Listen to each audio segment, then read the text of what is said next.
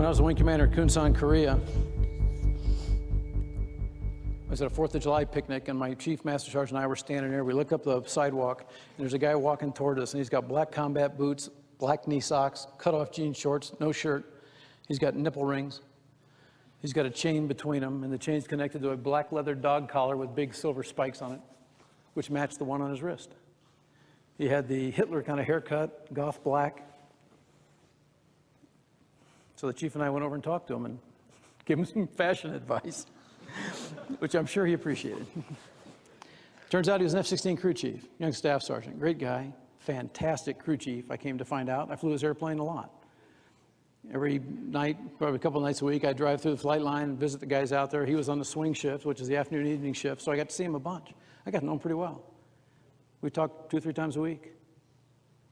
Maybe 6, 7 months into my tour there, I get a knock on my door on Friday night late. I'm in the office doing paperwork. I look up, and here's this young staff sergeant.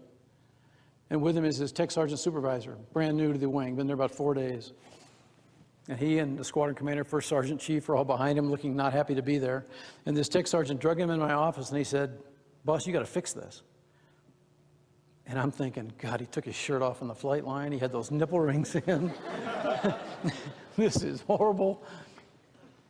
And then that young tech sergeant explained to me that wasn't the problem. This was the problem. His daughter, Lori, who was 4 years old. The guy had left Hill Air Force Base in Utah to come to Korea. He'd gotten divorced right before he left because his wife was on drugs and he couldn't get her to stop using them. And after exhausting every other possibility, he divorced her. They had a custody battle for Lori. He didn't want his wife to get in trouble with the law, so he didn't mention the drugs. And she got custody of their daughter. Well, since then, she'd been arrested, charged, convicted of felony drug sales, and she was going to prison. Her only surviving relative and his only surviving relative was her mother, who had just gotten out of prison for drug sales. The judge had said, whoever gets custody is going to be close enough that I can see this little girl every 6 to 8 weeks because I'm worried about her. So he can't compete because his follow-on assignment is to Spangdahlem, Germany. So for the last 6 months, he'd been trying to work the Air Force assignment system on his own as a staff sergeant from Kunsan to get his assignment changed. You can imagine the kind of luck he was having. He's a very proud guy. He didn't want to ask for help. Well, after hearing the story, we kind of confirmed some facts. I called up the judge, talked to him. He agreed that at the final custody hearing, which was Monday, this is Friday night in Korea, he could compete if he was living closer. So I called a guy named Jimmy Green who ran the assignment system, good friend of Mike Gould's. Said, "Jimmy, I need some help." I told him the story. Jimmy said, "What do you want?" I said, "I want him to be assigned to Luke Air Force Base, and I want him to be there Sunday." He said, "Okay, put him on an airplane, the orders will meet him." So we did, after we gave him a little advice about what you wear to a custody hearing in front of a judge,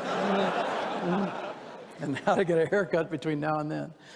Anyway, I didn't hear anything else about this for a couple months, and one Friday evening, again, I'm in the office, it's dark outside.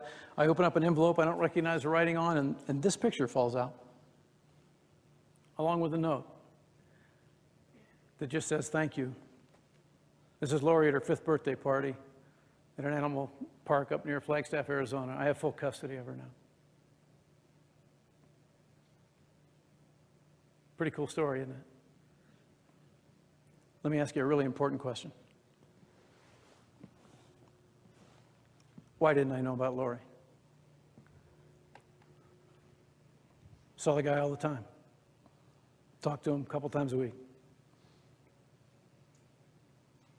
Why didn't I know he had a daughter?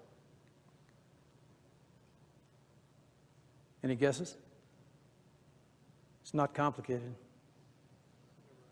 I never asked him. I never asked him. I almost cost him his daughter. I almost cost her a family.